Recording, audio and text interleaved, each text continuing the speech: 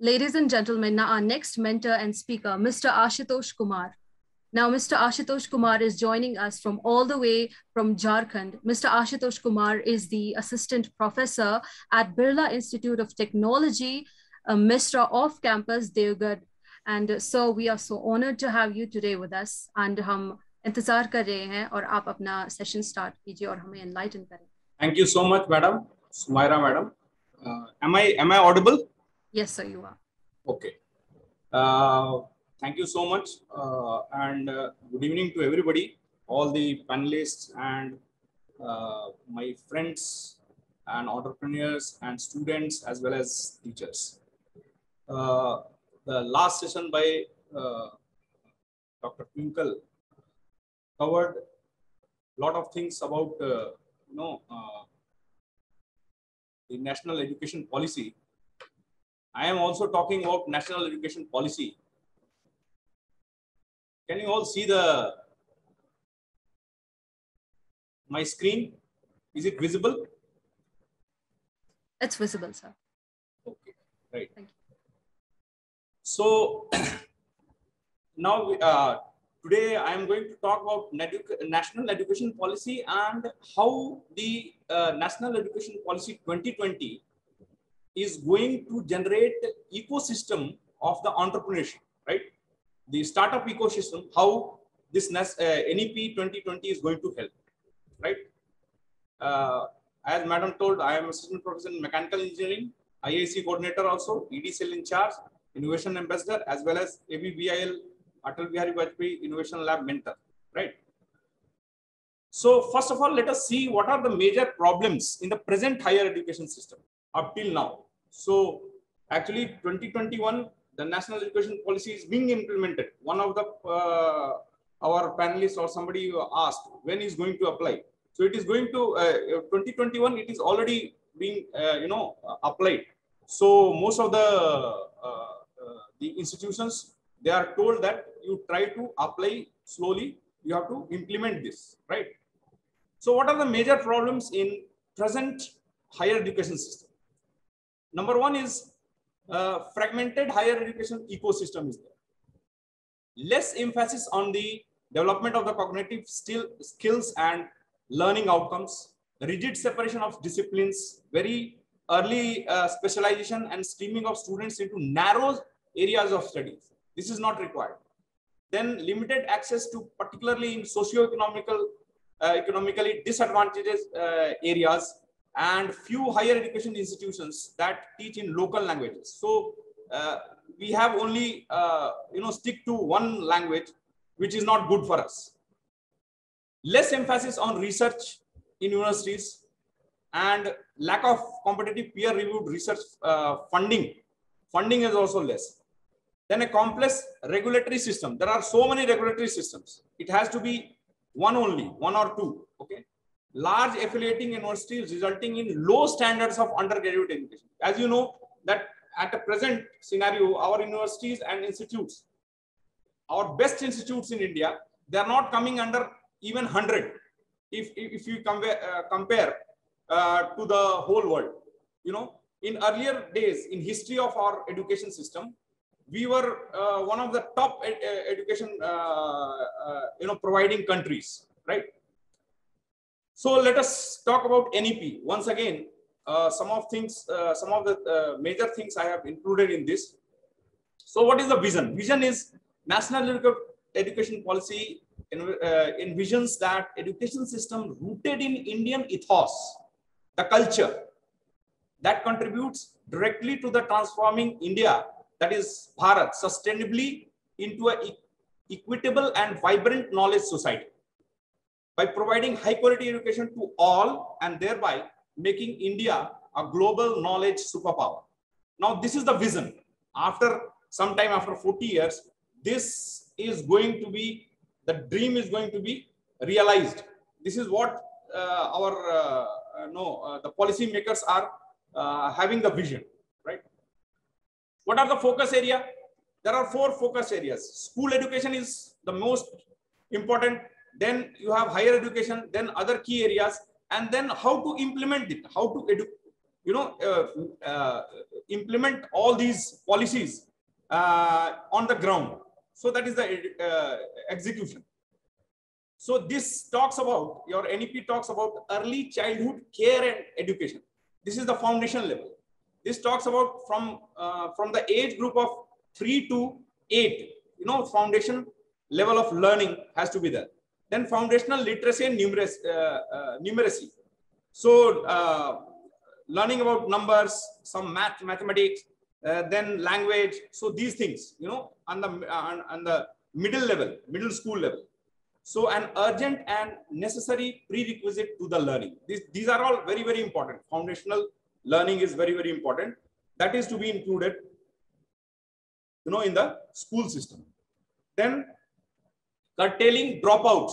There are huge number of dropouts in the school system nowadays.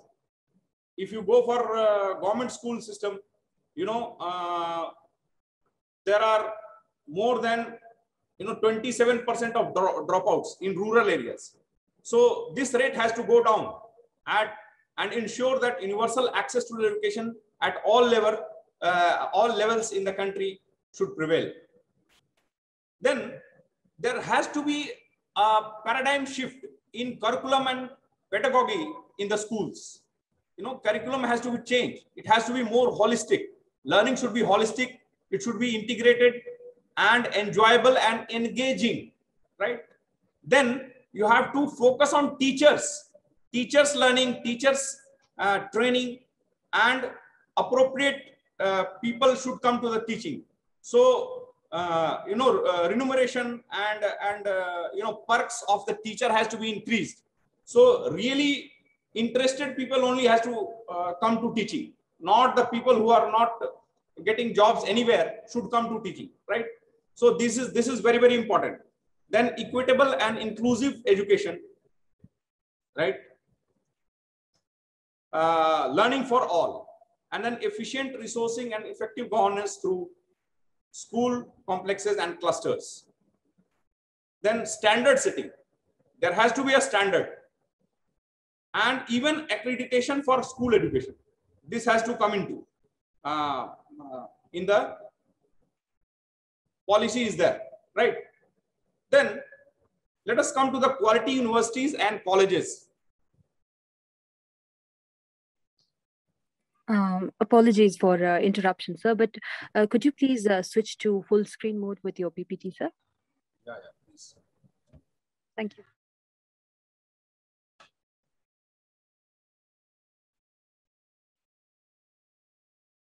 This is not PPT, actually it is Word. Cannot go full screen. It is Word only. Okay, so I can't go full screen, I suppose. Is there any problem? Please go ahead, sir. Sorry for interruption. Anyway, then let us talk about universities and colleges. Forward-looking vision for Indian higher education system. It is very, very important. So we are lacking of a lot of things in education. First is infrastructure. There are a huge number of colleges which don't have a proper infrastructure. Number one. Number two is the research facility and lab facilities are, for professional educations, especially for engineering and technology, are lacking for a number of private institutions and even government institutions nowadays. So we have to take care of those. Then institutional restructuring is required and consolidation is required. Then multidisciplinary education, holistic form is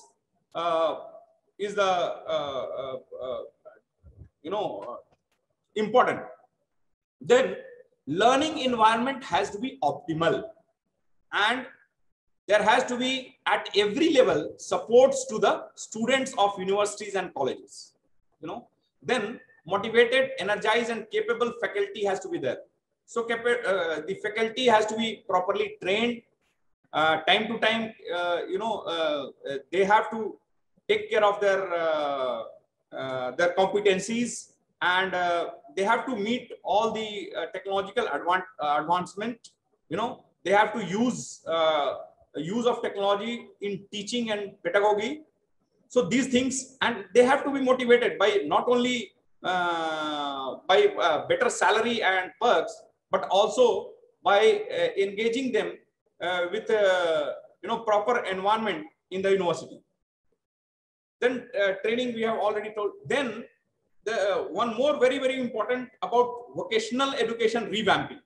So vocational training and education has to be revamped, and it has to be integral part of this education system. Okay, so vocational training. Then introducing the quality academic research in all fields through new National Research Foundation. So NRF will be one of the foundations of central body which will look after research and research for all the universities and colleges in our country. So this will be a very good move. This is under also NEP 2020. Then you have to transform the regulatory system. Actually, we are having 4 or 5 regulatory systems: UGC, AICTE, NAC, so many things. So it has to come under one umbrella so that proper monitoring and budgetary approvals and all those things can be done easily, so that the universities can focus on whatever is required, right? Effective governance and leadership for higher education institutions are also required. Then coming to professional educations like engineering, medical, medicine, and all those things, right? So adult education and lifelong education, these things are also important.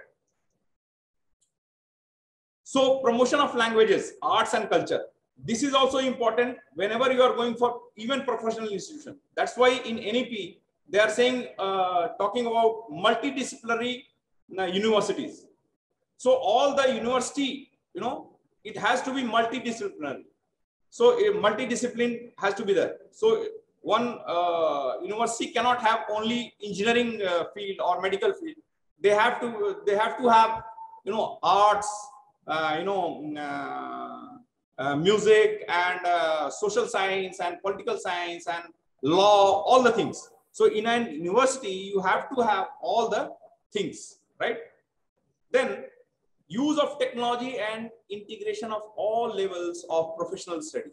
So you have to use newest technology, and you have to integrate all those latest technology in teaching and learning process. Okay. Then you have to use the online and digital platforms in education, right? So one of the aspects of NEP is strengthening the Central Advisory Board of Education, and financing has to be affordable and quality education for all. Then fundamental principle. What are the fundamental principle of NEP 2020? Recognizing, identifying, and fostering the unique capabilities of each student. No hard separation between arts and science. So it has to merge. Science, if you are putting science, some arts has to be also merged.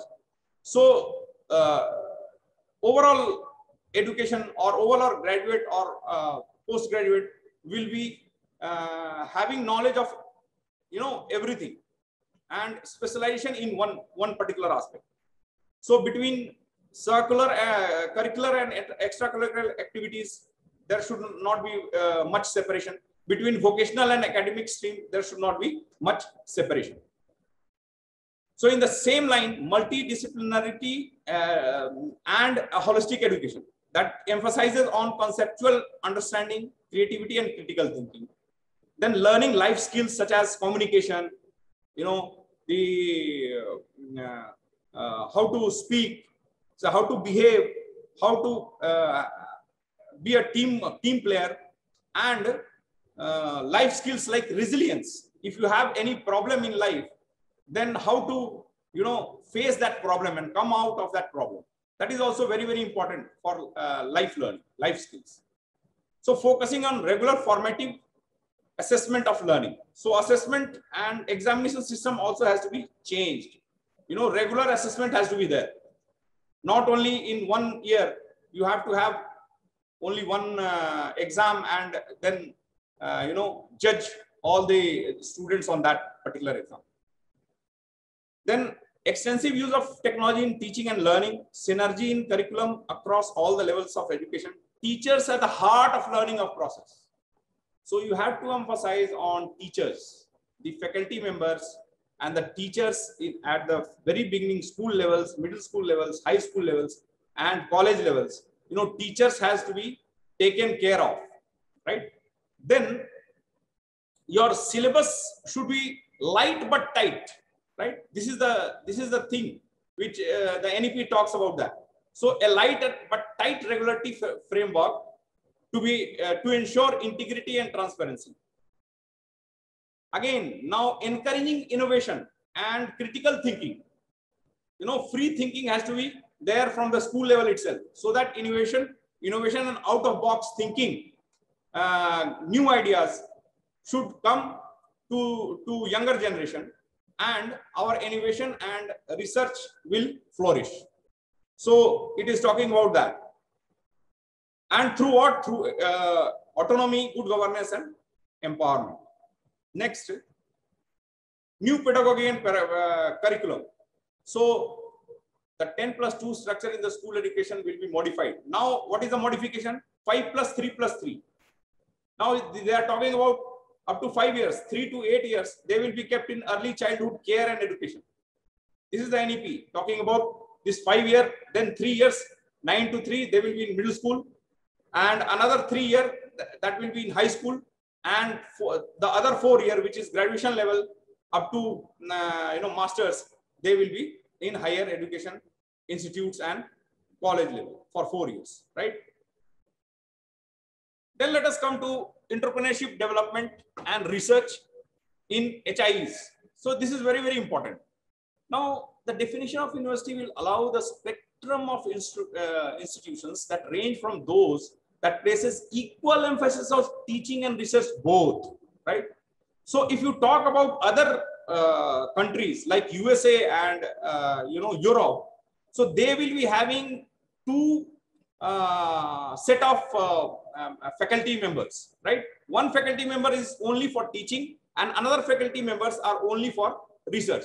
So that research research faculty members, if he wants, only then he can teach, right? And the teaching faculty members, if he is having interest in research, then he can go for research.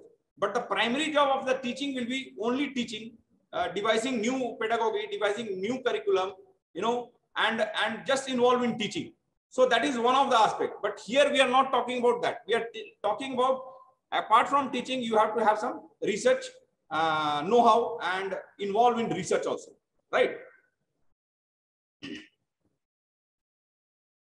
Then let us talk about some ancient India research perspective. What was the thing in earlier days in our country? World-class institutions of ancient India such as Takshashila, Nalanda, Vikramshila, set higher standards of multidisciplinary teaching and research. The Indian education system produce great scholars such as Charaka, Sushruta, Aryabhatta, Bhaskaracharya, Brahmagupta, Chanakya, Datta, Panini, Patanjali, Nagarjuna, and so on. A lot of people, they are world-renowned researchers in different fields. Like Patanjali was for Ayurveda, Panini was, for grammar, Sanskrit grammar. Bhaskaracharya was one of the mathematicians. Sushruta was the world's first, he did operation, right? So those who made seminal contribution to the world knowledge in diverse fields such as mathematics, astronomy, metallurgy, medical sciences, and surgery. So Sushruta was the first surgeon of the world, they say, right? And even civil engineering, architecture, shipbuilding, navigation, yoga, fine arts, chess, and many more. So now, talking about quality academic research in all fields through a National Research Foundation. So we talked about National Research Foundation, which is going to be there under the NEP 2020. Okay, it will take care of all type of research, budgeting, and which type of research is going on all things about research in all the universities and higher educational institutes. So it will govern independently of the government. Government will not interfere by rotating board of governors consisting of very best researchers and innovators across the field. So this is one of the best things which is going to happen, in our country. The primary activity of NRF will be fund competitive, peer-reviewed grant proposals for all types of researchers and across all disciplines. Then seed funding, grow and facilitate research at academic institutions, act as liaison between researchers and relevant branches of government as well as industry, so as to allow breakthrough to be optimally brought into policy and implementation, right? Recognize outstanding research and progress. Next, we have approach to energize research programs. So what are the things here? Masters and doctoral programs will be significantly enhanced by locating vibrant multidisciplinary communities. Focus on research and coursework for interdisciplinary subjects. It is very, very important. So nowadays you can have, for example, there is an electronic engineer or a mechanical engineer is collaborating with doctors, right? For different types of medical equipments. So like that, you have to enhance and encourage interdisciplinary subjects for PhDs, right? Even in local and state and national level. Then doctoral student may be engaged significantly in providing academic support to undergraduate students. So PhD will be giving supports to UG students. Coursework for the graduate programs, both doctoral and masters, will aim to develop relevant skills and ethics in students. For example, an understanding of what constitutes innovation, academic honesty, and non-plagiarism, right? Only accredited institution will be permitted to have PhD programs. In future, only the institutions who have got accreditation can be, offer PhD programs. Not all the institutions. Nowadays, everybody can offer PhD program. So you have to be accredited, maybe from NAAC. So NEP and research programs. So 2-year program will be second year devoted entirely to the research for those who have completed in 3 years bachelor degree, and a 4-year bachelor's program with research. There could be 1-year master's program. Okay. So in the 4-year bachelor degree, 1-year master program, right? And for 3 years bachelor degree, 2-year program will be with the second year devoted entirely to research. Okay. Then there may be 5-year bachelor, master, or even PhD program integrated. So he will come directly to the college, and after 5 years, he will take a PhD and go out. Right? So all the things like bachelor, master, and PhD he can do within 5 years of time. That is called integrated program. So these 3 points are there for simple graduation, masters, and research program. How to internationalize our education system? To provide greater mobility to the students in India who may wish to visit or study at, transfer credits to, or carry out research at institutions elsewhere in foreign country, right? Then you have research, teaching collaborations, and faculty students exchanges with high quality foreign institutions. Also, maybe you can sign MOUs with mutually beneficial terms and conditions with foreign institutions. Next is high performing Indian universities will be encouraged to set up campuses in other countries, and similarly selected universities outside will be allowed to come to India and set up their universities, right? Then let us talk about innovation, research, and entrepreneurship in higher education. Despite this critical importance of research and innovation, investment in India at the current time is only 0.69% of the GDP. It is very, very less. So it has been proposed that we have to substantially grow the investment in investment in terms of percentage of GDP in education and research. So this is very, very important, because as compared to United States, which is 2.8% of the GDP, Israel 4.3% of the GDP, South Korea 4.2%, and China about again 4.5% of their GDP, right? So on global innovation index, in 2019, India rank is 52, while China is on 14. So if you compare with China, we are way behind. So India actually aspires to be on the top 25 in the next 5 years. So these next 5 years are very, very important. Okay. Now let us talk about the status of investment on research and innovation, right? So just see here, what is the spending on research and innovation in our country? India only 7%, 0.7%, not even 1% of the GDP. We are talking of percentage of GDP. In India, less than 1%, 0.7% only. See China, China is 2.1%. USA is more than that, 2.8%. And Israel is 4.3% of the GDP. He is spending on research and innovation. Just see the difference. We are not only even 1%, and Israel is 4.3%. So what is the difference? So huge difference between us and other countries. All right. Then let us come to research. Researchers per lakh population. India is only having 15. India only 15. 15 per 1 lakh. We are having only 15 people in 1 lakh, the researchers. All right. Then China you see, in 1 lakh, China is having 111. USA is having 423 in 1 lakh, and Israel having the most number of researchers in 1 lakh, 825. Similarly, total patent applications, you see, India is 45,000 something. China is having 13 lakhs, more than 13 lakhs, right?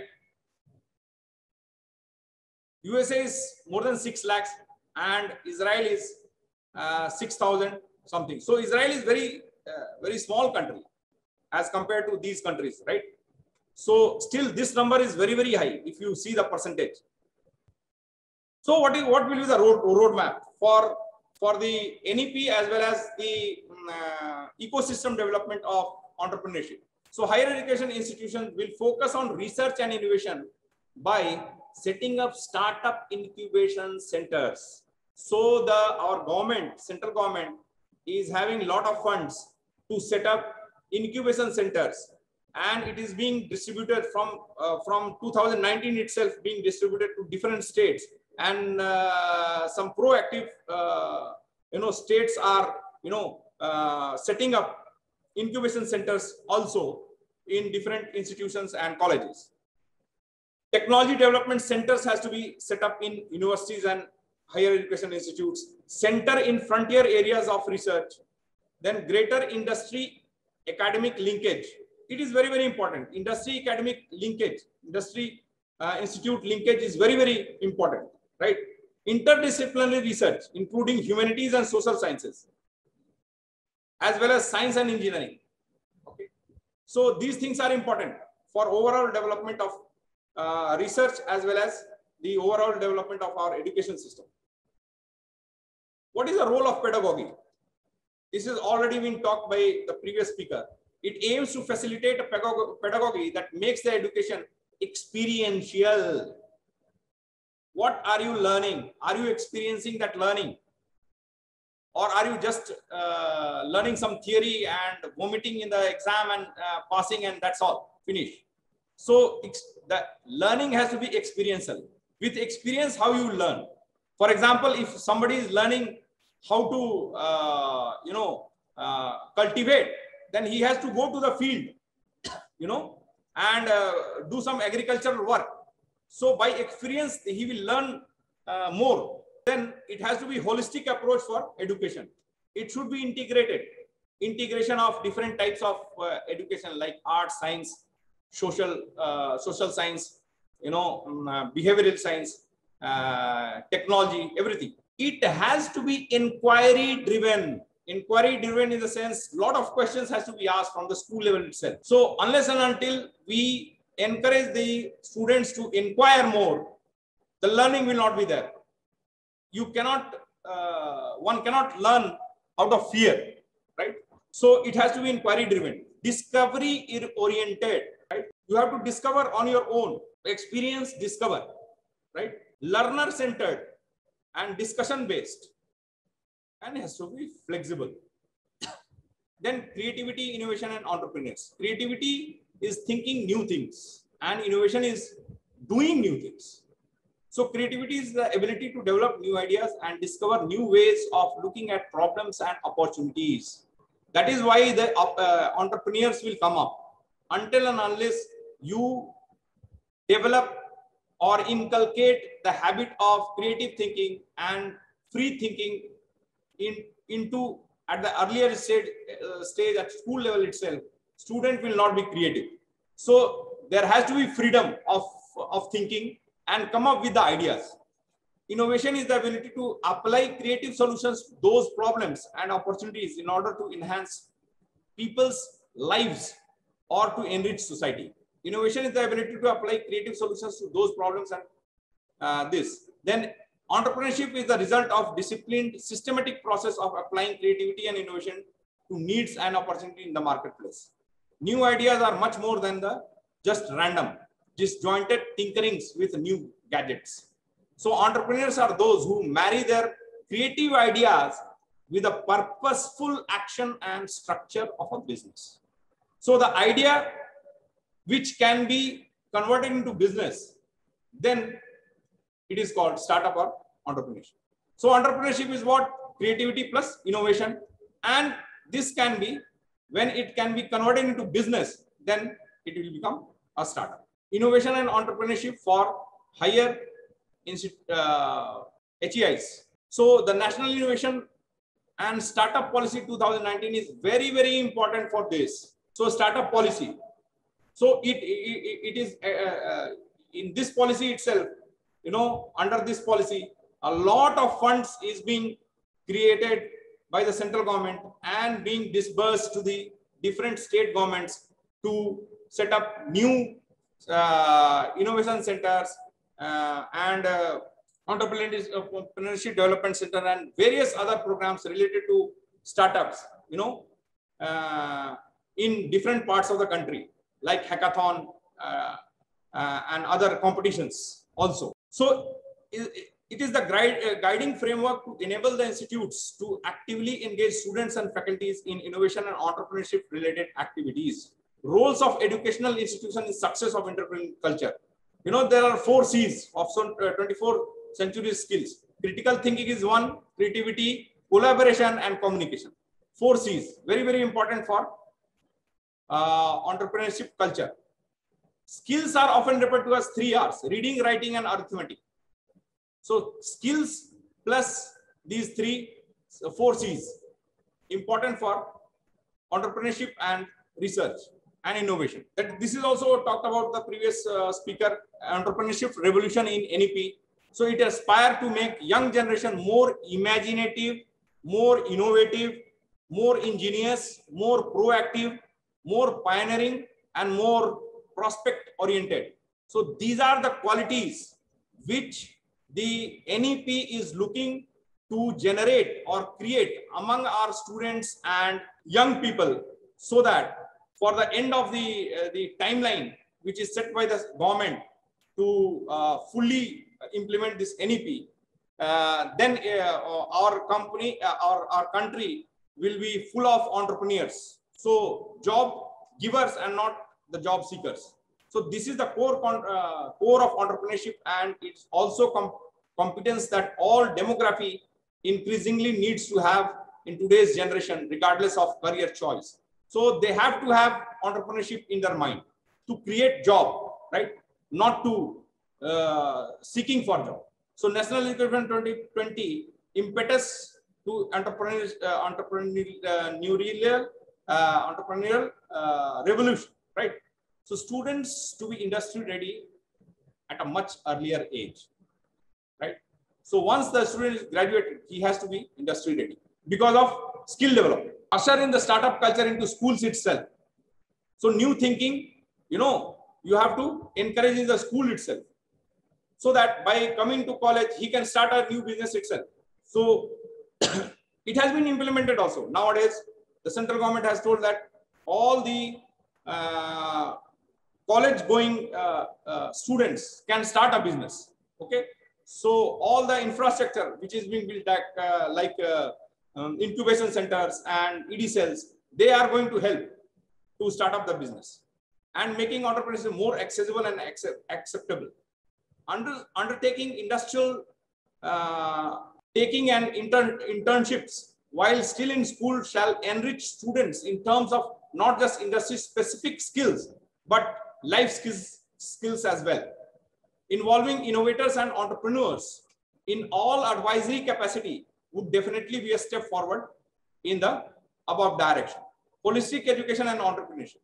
Integration of vocational education with educational feelings by choosing focus areas based on skill gap analysis and mapping of local opportunities. Holistic education will develop entrepreneurial competencies besides capacities and will go a long way to make vocational education part of large vision of the holistic education. Again, job creators, not the job seekers. We have to go for this saying, right?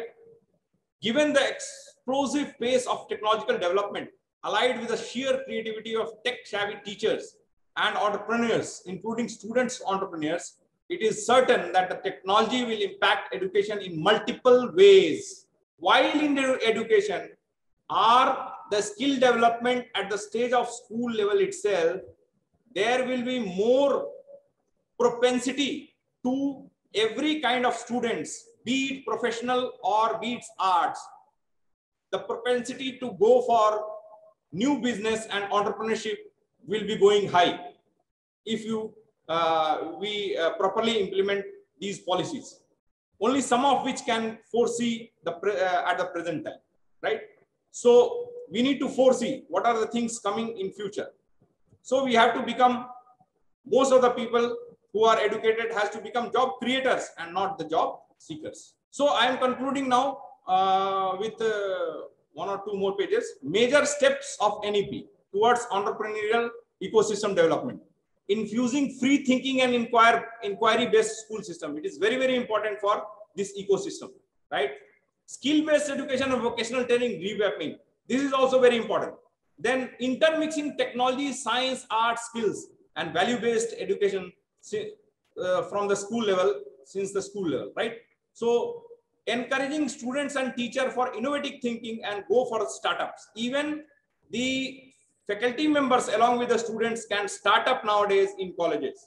So as a faculty member, I can start a company with the students, or even alone I can also start a company in LLP mode, limited liability partnership mode, right? So it is possible now in India also. So this is very good step for this startup ecosystem development. Then enhancing creative acumen for the students of from early age up to higher educational institutes. Then better institute industry and society relationship. Institute industry relationship has to be enhanced for ecosystem development. Introduction of startup policy, as I told you earlier, 2019 for all the HIVs. Then another one, alternate ranking for institutions for innovation achievements. This is one of the very good initiative from the central government. Okay, so the ranking is given. Most of you might be knowing that. So ARIA ranking is started from 2019 onwards. So this is also one of the important aspect of ecosystem, startup ecosystem development in our education policy. Plan for greater budget for research and innovation. Now, in future, the budget or the percentage of GDP in education will be much more. Having a definite timeline. This is also very important. There has to be a definite timeline to implementation of NEP and startup. Now, summarizing and concluding, the idea of infusing entrepreneurship into education has spurred much enthusiasm in past few decades. So earlier, when we were doing our graduation in say late 90s, so at that time, after doing engineering or even professional studies, people were not thinking of doing business because a lot of problems, so that was not the culture itself. Everybody was looking for job, maybe government job or some other job, right? So now slowly it is going away, right? Greater effects such as economic growth, job creation, and increased societal resilience, but also individual growth, increased engagement, and improved equality. However, the NEP provides a novel path to the education system so as to make India a global knowledge power and economic giant in future. Thank you. So if somebody is having any questions for discussion, I'm ready for that. So first of all, I want to thank you, Sir, Mr. Ashutosh Kumar, our second mentor and speaker. It has been such a detailed, such a beautiful and descriptive presentation and session you have taken today. So we want to thank you for your generous time today as well.